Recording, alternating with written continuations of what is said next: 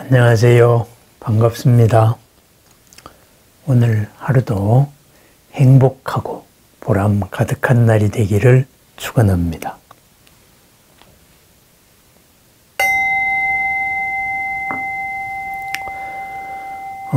문수보살이 말하지요. 선남자들이요. 사가라 용왕의 딸로 8살이지만은 지혜가 뛰어나고 예민한 능력을 갖추었고 몸과 입과 마음의 움직임이 지혜에 의하고 모든 열애께서 설하신 말씀과 그 뜻을 이해하기 위해 다란이를 얻고 있습니다.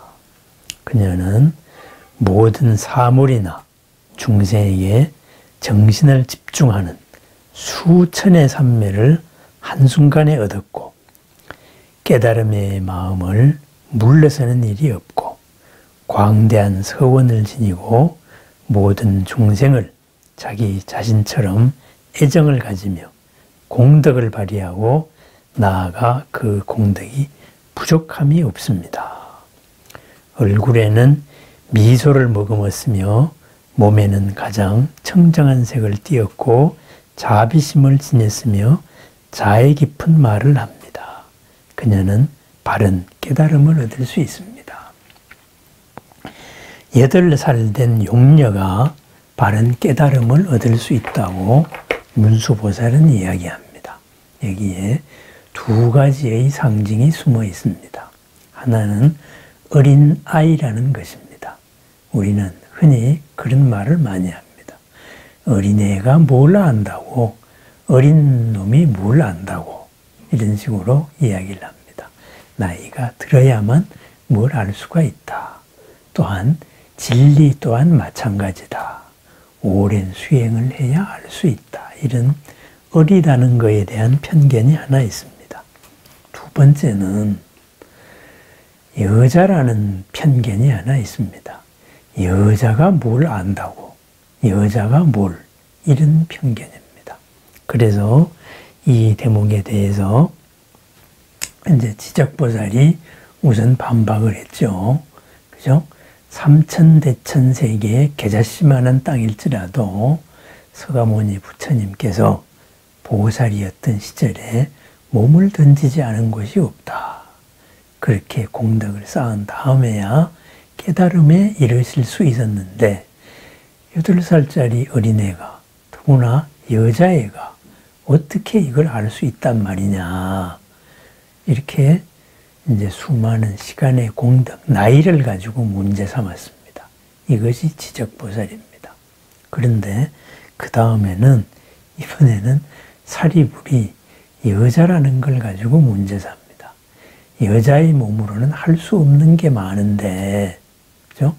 그런데 어떻게 깨달음을 얻을 수 있다는 말이냐. 이런 이야기를 합니다. 거기에서 대한 주인공으로는 사리뿌따, 사리불을 예로 들고 있습니다. 왜 여기서 사리뿌따가 편견의 주인공으로서 등장했을까요? 여기에 대해서는 사리뿌따에 대한 여러 이야기가 있기 때문입니다. 어린 아이와 관련된 이야기가 있습니다. 사리뿌따의 제자 가운데, 그죠? 7살 된 제자가 있었습니다. 거기에 재밌는 얘기가 있습니다. 사리뿌따의 아버지의 친구로 마하세나라는 사람이 살았습니다. 그런데 이 사리뿌따가 이 마하세나에게 복을 주려고 마하세나 집 앞으로 갔을 때 마하세나는 참 가난했다고 합니다. 아버지의 친구인데 가난했는데 그 친구의 아들이죠. 친구의 아들한테 공양을 할 것이 없었어요. 그래서 항상 미안한 마음에 자리를 피했다고 합니다. 음식을 마땅히 드릴 공양이 없었어요. 그래서 내 가난이 너무 창피하다. 이렇게 항상 몸을 갖추었습니다. 그러면서 항상 사리뿌따의 얘기는 듣고 사리뿌따가 무슨 말을 하느냐 친구 아들이 무슨 말을 하느냐, 항상 친구 아들을 존경을 했습니다. 그런데 어느 날, 그죠? 쌀죽하고 의복을 마하세나가 얻었습니다. 그래 얻어가지고 드디어 나도 공양할 게 있다 해서 사리푸타한테 공양을 했습니다. 그래서 사리푸타가 축원을 해주고 진심으로 축원해주고 그리고 진심으로 고마워했습니다. 그런 다음에 얼마 되지 않아서 아버지의 친구니까 나이가 들어가지고 죽었습니다. 나이가 들어서 죽은 다음에 이 사리푸타에 대한 이 존경의 마음, 이것 때문에 다시 그 라자그리아에 이제 태어났습니다. 태어났는데 이번에는 부잣집의 아들로서 태어났습니다. 부잣집의 아들로서 태어나가지고 그러니까 부잣집에서 아침마다 아이를 목욕시키고 이쁜 옷을 갈아입히고 이렇게 됐습니다. 이랬는데 이제 100일이 되었을 때, 그죠? 100일 되었을 때 동네 사람을 불러놓고 이렇게 잔치를 합니다. 그래서 그때에 이제 귀한 옷을 입히고 그리고 굉장히 비싼 담요를 둘러가지고 포대에 둘러가지고 이러고 있으면서 모든 사람이 와서 축복을 해줬습니다. 잔치를 해줬습니다. 그런데 그때 사리푸타가 왔습니다. 축복을 해줬지요.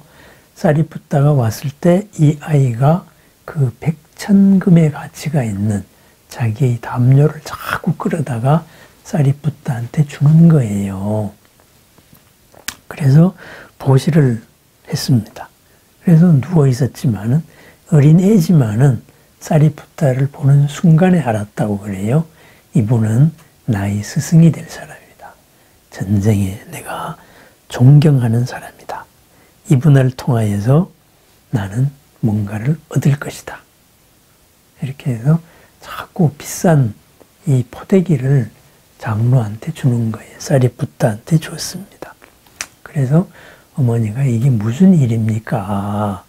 이랬을 때 사리푸타가 비로소 이야기를 했습니다. 이 아이는 전생에 아버지의 친구 마하세나입니다. 해서 그런 인연 이야기를 해줬습니다. 그래서 아이의 이름을 뭐로 지을까요? 이러니까는 사리푸타가 이야기를 했습니다. 사리푸타의 어린 시절의 이름이 우파티사입니다. 우파티사. 그렇게 해서 자기 자신의 이름을 그대로 줬습니다. 우파티사에서 티사라고 하세요. 그래서 티사라는 이름을 가졌습니다.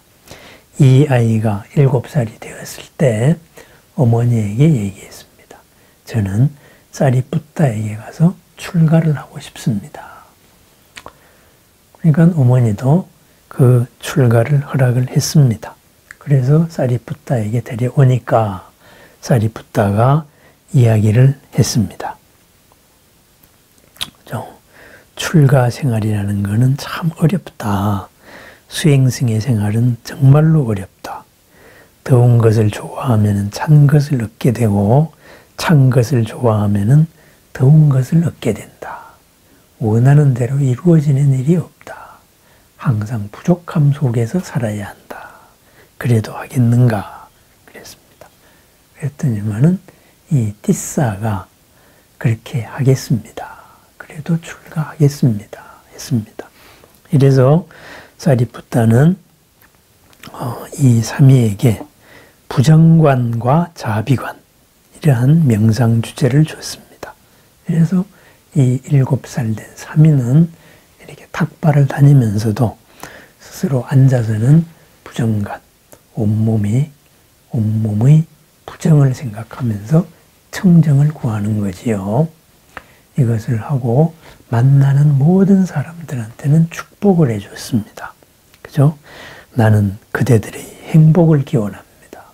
그대들께서는 모든 고통을 벗어나기를 바랍니다.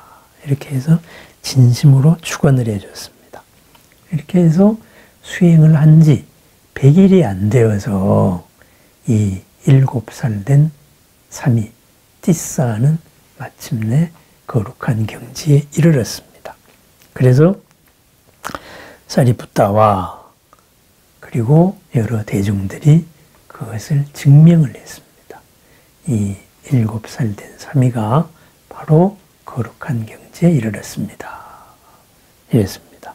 그런데 마을 사람들이 장로 사리푸타를 찾아와서 설법을 청했습니다. 이렇게 설법을 청했을 때 사리푸타가 7살 된 띠사를 내세웠습니다. 그래서 띠사는 모든 사람이 행복하기를 바랍니다. 모든 사람이 고통에서 벗어나기를 바랍니다. 이러고 오온이라든가 인식이라든가 나와, 그죠? 오온이죠. 인식의 대상인 객관이죠. 이 나와 객관과 그 사이에서 벌어지는 일, 우리들의 모든 괴로움과 즐거움이 나와 대상 사이에서 벌어지잖아요. 이러한 거에서 어떻게 행복할 것인가, 어떻게 괴로움을 여일 것인가, 여기에 대해서 설법을 했습니다. 띠사의 설법이 끝나자 많은 사람들이 감명을 받았습니다. 그렇지만은 일부 사람들이 불만을 느꼈어요. 어린 것이 뭘 안다고, 그죠? 저게 뭐 알기나 하고 떠드는 건가 해서 이런 껍데기의 속에 있는, 어린 몸의 속에 있는 그러한 경지를 본 게 아니고 어린이라는 외형을 본 겁니다. 그리고 자기의 기준으로서 이런 편견으로서 봤습니다. 그때에 사리푸타는 이 아이는 거룩한 경지를 얻었습니다. 이 아이의 말은 진실입니다. 그랬습니다. 이 인연을 알고 계시던 부처님께서도 그 자리에 나타나셨습니다. 그래서 부처님께서도 이 띠사, 7살 된 띠사의 가르침이 진리에 일치합니다. 이렇게 증명을 한 일이 있습니다. 그러면서 부처님께서 띠사에게 물었어요. 이제 사람들 앞에서 물은 거죠. 띠사요, 숲속에서 짐승의 소리를 듣는 것, 짐승의 소리를 들으면은 혼자 수행을 하다가 두렵지 않은가 하고 물었어요. 그랬더니 띠사가 말했습니다. 세존이시여, 두렵지 않습니다. 저는 짐승의 소리를 들을 때마다 숲에 대한 자애의 마음이 일어납니다. 이렇게 말했습니다. 그렇습니다. 자애의 마음, 사랑의 마음, 연민의 마음이 참으로 삼매에서 나온 그대로 온 숲에 전해졌습니다. 짐승 울음소리의 저 하나하나에 담긴 그 부족함이 모두 해결되기를 바랍니다. 그 짐승들이 그러한 축생의 껍질을 벗고 더 자유롭기를 바랍니다. 이렇게 진심으로 축원을 해준 거죠. 바로 아라한의 축원입니다. 바로 그래서 이런 일이 있었습니다. 이러한 것으로서 부처님께서 설하신 개송도 있죠. 바로 법구경의, 그죠? 법구경의 이야기입니다. 법구경의 75번째 개송이죠. 이득을 위한 길이 있고 열반을 위한 길이 있다. 수행이 그렇다 이거죠.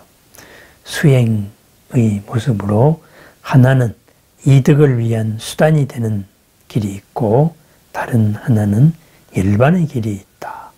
이와 같이 곧바로 알아 수행승은 깨달은 님의 제자로서 명성을 즐기지 말고 멀리 여임을 닦아야 할 것이다. 띠사를 본받으라. 이렇게 말한 게 있습니다. 그렇습니다. 띠사, 바로 7살, 나이에 상관없이 깨달음에는 이를 수가 있다 이거죠. 왜 어린아이가 깨달을 수가, 거룩한 경지에 이를 수가 있었을까요? 어린아이는 흔히 천진하다고 말합니다. 천진하다는 건 무슨 말이에요? 욕심에 대해서 솔직한 겁니다. 어린아이 같은 욕심쟁이가 없습니다. 하지만은 솔직합니다. 그리고 사물을 단순하게 봅니다. 그렇습니다. 띠싸는 모든 것을 가르침대로 단순하게 순수하게 집중을 했습니다. 집중을 하다가 보니까 욕심에 순수했던 어린아이가 진리 그대로의 집중을 할 수 있었고 온몸의 부정관을 통해서 모든 생명을 사랑하는 그 마음 하나에 그대로 집중을 할 수 있었습니다. 그래서 이 집중으로서 그대로 되었습니다. 수행의 경지를 얻은 것이지요. 그래서 이 수행에는, 정진에는 이러한 나이와는 상관이 없다. 얼마나 집중을 할 수 있느냐, 얼마나 그리고 떠나는 잡념을 되돌릴 수가 있느냐. 잡념이 일어나서 다른 곳으로서 마음이 끌려갔을 때 그걸 알아차리고 다시 되돌리고, 그죠? 그러한 다른 데로 끌려가는 걸 놓아버리는 거. 그래서 다시 집중을 하는 거. 이래서 부정관을 통해서 자애관을 완성을 했습니다. 그렇습니다. 오로지 이 바른 길, 바른 마음, 바른 경지, 고통이 없는 것, 행복에 이르는 것은 순수한 집중입니다. 그것은 어디서 비롯됩니까? 나와 남의 관계 속에서 나옵니다. 그래서 띠싸의 설법도 나, 오온, 그죠? 색성향 미촉법, 그리고 대상인 색성향 미촉법, 안이비설신의 색성향 미촉법, 그 관계에서 일어나는 모든 것에서 그대들은 고통을 여기기 바랍니다. 행복을 얻기 바랍니다. 이렇게 축복을 했습니다. 그랬습니다. 사리불의 그러한 제자가 있었기에 이 법화경에서 사리불을 바로 또 편견의 대명사에서 하나를 불렀습니다. 그래서 지적보살이라는 출가 위주, 출가 전문 수행자의 입장, 그리고 사리불로서 어떤 정통이다 이렇게 내려오는 그러한 부처님 가르침의 직접 제자, 이런 두 집단이 가진 이 편견, 그것을 바로 깨트리는 장면이 이 용녀의 성불입니다. 그래서 이런 편견에 대한, 어린아이에 대한 편견을 살펴봤습니다. 다음으로 나올 얘기는 여인에 대한 편견입니다. 그것은 다음 순서로 넘기겠습니다. 오늘 하루도 일체의 걸림을 벗어나고 편견을 벗어나서 행복하고 괴로움 없는, 뜻하는 바보다 더 훌륭한 것을 성취하는 그런 나날이 되기를 축원합니다. 어린아이라고 무시하지 말고, 무엇이라고 무시하지 말고, 나의 지식으로서, 나의 기준으로서 있는 그대로를 덧씌우는 일이 없는, 있는 것을 있는 그대로 보는, 이런 형상 속에 있는 내용을 보는, 인연 속에 있는 여러 인연들의 참다운 모습을 보는 그러한 여실지견의 하루를 축원합니다. 여실지견으로 이루어지는 공덕의 나날을 축원합니다. 감사합니다.